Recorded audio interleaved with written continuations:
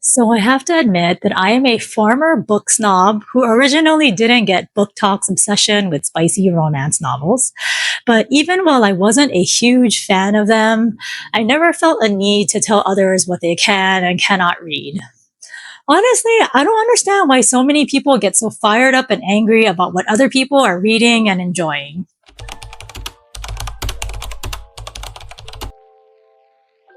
Hi, my name is Moana, and this is my reading buddy Spike. And I am a reading and writing lover who disliked English class as both a student and a teacher, and I'm now documenting my journey of rediscovering my love for words.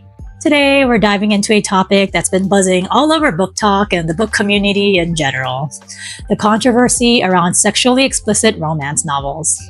You know the ones: spicy, steamy, and oh so divisive. Some people love them, some people hate them, and some people just really care way too much about what other people are reading. So let's talk about it. First, let's set the stage. Book Talk has been a game changer for the publishing industry. It's brought so many new readers into the fold, especially younger audiences, and it's given a massive platform to genres that were often overlooked, like romance. And not just any romance, but the kind that makes you blush a little when you're reading it in public. You know what I'm talking about. Book Talk has created this incredible community where people feel seen and validated in their reading choices. It's democratized book recommendations, allowing readers to find books that resonate with them outside of traditional literary gatekeepers. And let's be real, it's also just really fun to watch people freak out over their favorite fictional couples. But here's the thing, not everyone is a fan. Book Talk, and especially the popularity of sexually explicit romance novels, has sparked a lot of criticism. People are saying these books are inappropriate, trashy, or even harmful. And honestly, I think that's a bit much, so let's break it down. First, let's talk about the criticism. Some people argue that these books are too explicit for younger readers. Others say they lack literary value or that they promote unrealistic relationships. And then there are the moral and religious objections. People who just don't think that books with this kind of content should exist at all. Okay, but here's my question.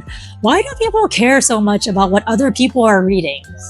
Like, seriously, if someone wants to spend their weekend curled up with a steamy romance novel, how does that affect you? It's not like they're forcing you to read it. Unless, are they? Is there a secret Book Talk mafia going door to door handing out copies of Ice Planet Barbarians? Because if so, you can sign me up. But in all seriousness, this isn't a new phenomenon. Romance novels have always been a target of criticism. Back in the 70s and 80s, people were clutching their pearls over bodice rippers. And remember the 50 Shades of Grey era? People acted like the world was ending because someone dared to write and read about BDSM. And spoiler alert, the world kept spinning. And let's not forget the double standard here. No one bats an eye when a thriller is full of violence or a fantasy novel has graphic battle scenes.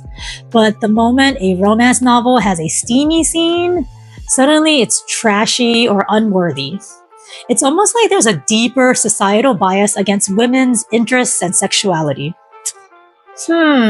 Interesting.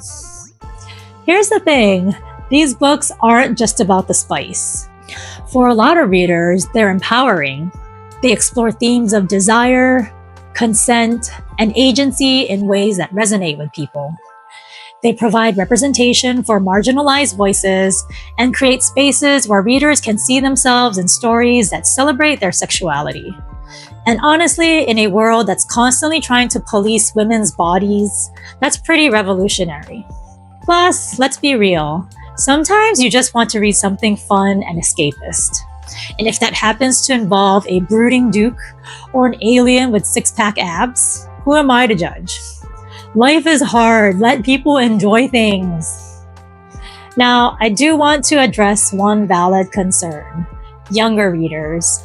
Some people worry that these books aren't appropriate for teens. And you know what? That's a fair point. To be honest, one of my concerns that I used to have was that it made me a little nervous when I thought about my middle school students going on BookTok to get book recommendations, because I imagined them reading all of these spicy romance novels. However, I had several students bring in 50 Shades of Grey when it was at the height of popularity, and TikTok wasn't even around yet at that time.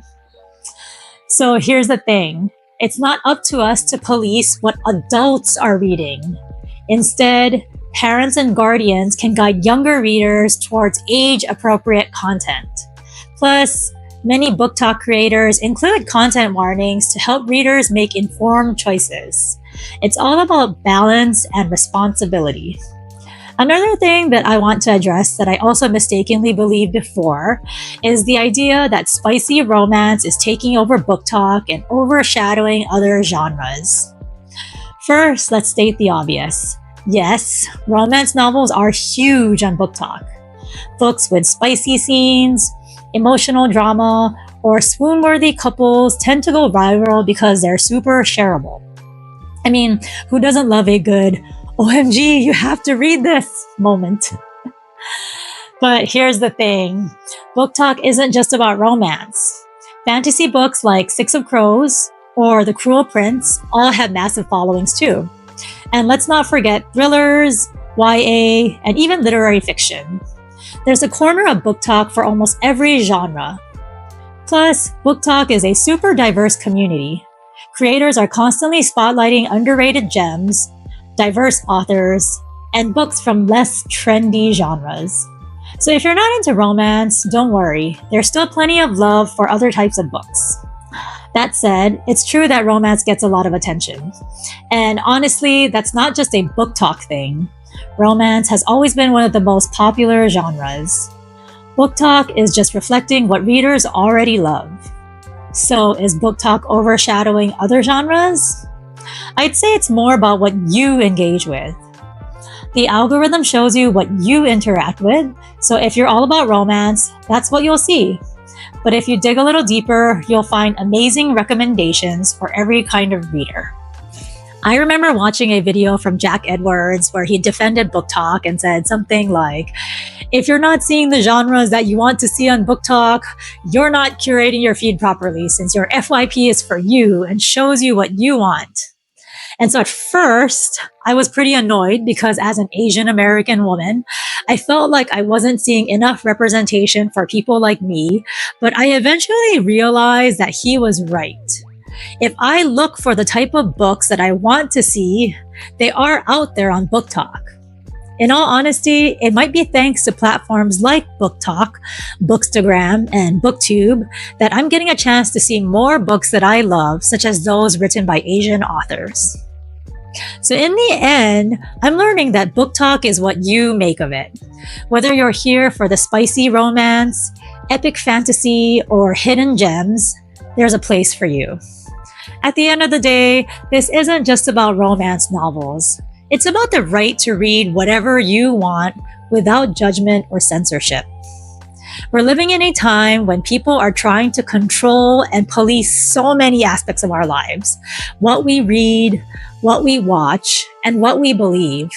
And that's why it's more important than ever to defend the freedom to choose, whether it's a steamy romance, a gritty thriller, or a classic literary masterpiece. What matters is that you get to decide what you read. Reading is personal. What one person loves, another might hate, and that's okay. But what's not okay is shaming people for what they enjoy. Romance novels, including explicit ones, have been around for decades. They're a legitimate part of literary culture, and they brought joy to millions of readers. So why are we suddenly acting like it's a problem? If someone finds comfort, escape, or even just a little fun in these books, who are we to judge? So let's celebrate the diversity of books and readers. Let's push back against the idea that some genres are less than just because they're popular with women or because they make people feel uncomfortable. And let's remember that reading is a personal journey, one that should be free from judgment and full of joy. At the end of the day, BookTok has done something incredible. It's gotten people excited about reading again. It's created a community where readers can share their passions without gatekeeping. And yeah, that community loves some steamy romance novels, but so what? Reading should be about joy, connection, and exploration. So let's celebrate the fact that people are reading no matter what they're into. Alright, book friends, that's my take on the BookTok controversy. What do you think? Do you love these books? Do you think the criticism is valid? Let me know in the comments. And while you're at it, drop your favorite romance novel recommendations because I'm always looking for my next read. Thank you so much for joining me for this video, and if you enjoyed it, make sure you hit that thumbs up button and subscribe to see more of my bookish content. Until next time, happy reading and see you soon. Bye!